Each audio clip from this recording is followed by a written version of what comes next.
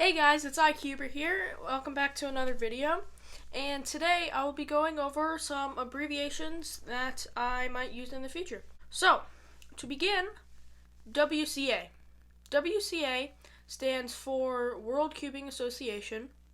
And the World Cubing Association is the group of people who put on cubing competitions every year.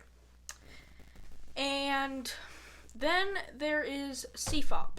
And CFOP stands for Cross, F2L, OLL, and PLL. And that is the method that I use to solve a 3x3 Rubik's Cube. The first step is cross, which is getting from this scrambled cube to this, where you get a white cross on the top, or on the bottom rather. And then the second step is getting the first two layers, which is what F2L stands for. And give me a second here. Right, like this. And now I've got the first two layers done, and that is the second step. And then the third step is getting from this, where you've only got partial yellow on top, to getting full yellow on top. And then to finish it off, the last step, and this step is called OLL, sorry about that. And then the last step, PLL, which stands for permeate last layer, is getting all the pieces in the right spot. And then there's something called PB, which your PB is the fastest time you've solved a cube. So in my last video, when my PB was 17 seconds, that is the fastest time I've solved a 3x3. And then, last but not least, notation. Notation is the set of letters that you read to learn algorithms on a cube. In fact, right here, I have some examples. So if you look right here, you can see I have some examples of some notation. And notation is the set of moves you do on a Rubik's Cube to execute an algorithm. So right here I have R, and R means you turn the right layer clockwise. And the right layer is on the right side. And the way you know if it's clockwise or counterclockwise is you face it, and then whichever way is clockwise, you turn it that way. And now it'd be the same with L, but L is with your left side, and L would go the opposite direction of R. You can see here, this is L, and this is R. Because if you're facing this way, this is clockwise, and if you're facing this way, this is clockwise. So they're going to be different on opposite sides. And then there's R with this little dash right here, which is pronounced R prime.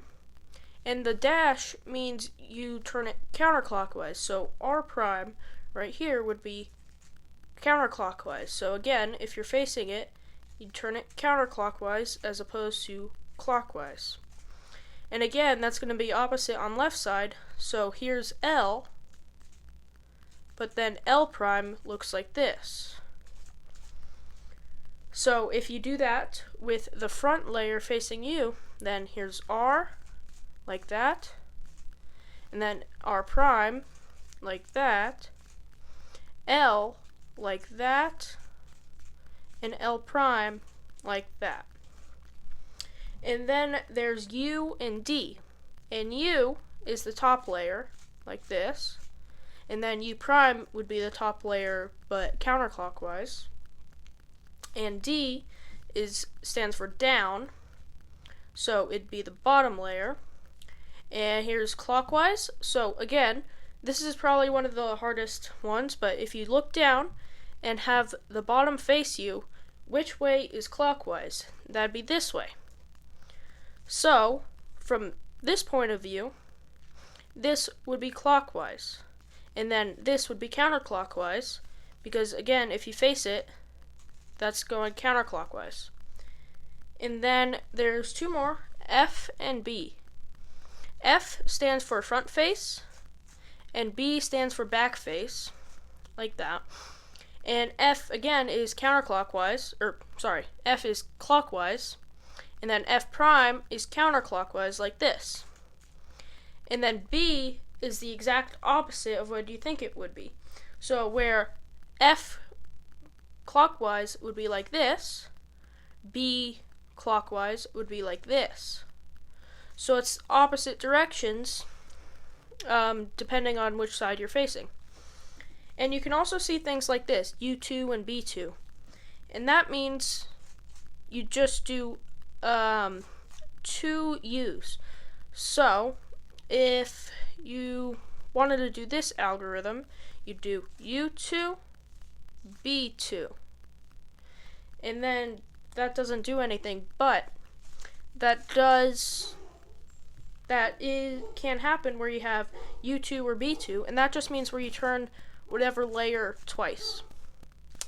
And then right here, we've got this small short algorithm, which if you know how to solve a 3x3, you've already encountered.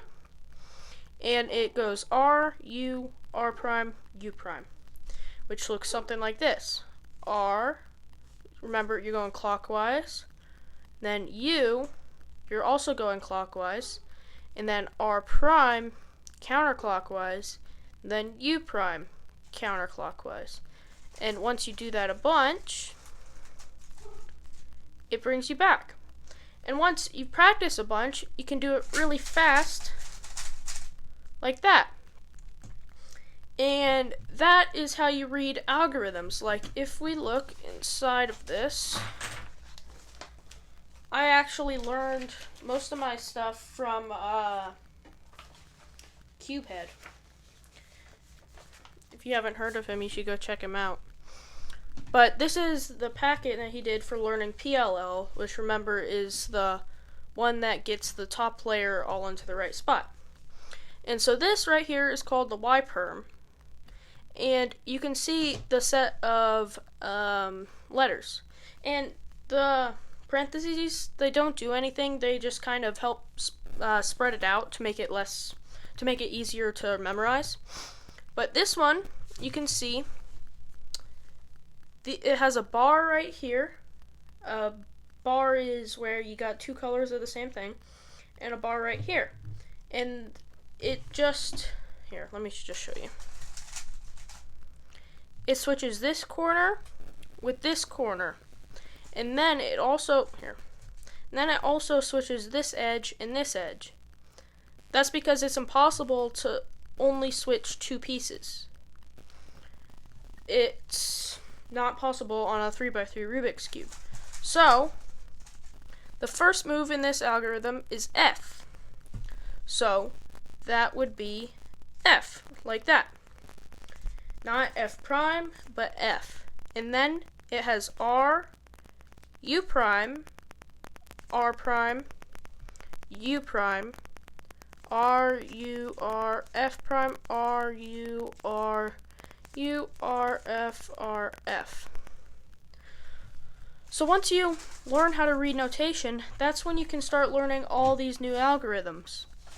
And there's a lot of them. There are 21 for PLL, and there are 67 for OLL. And yeah, so that's how you read notation. And I hope you learned how to better read notation and learn some of the abbreviations I will use. And I hope I catch you next time. See ya. This right here is a little practice session of 3x3. And at the beginning, I got a 5-second solve. That wasn't really a real solve. I cheated a bit, but, whatever. But yeah, I got some pretty good solves. Most of them were under 30 seconds. I did get one that was 40 seconds. I messed up a bit, but yeah.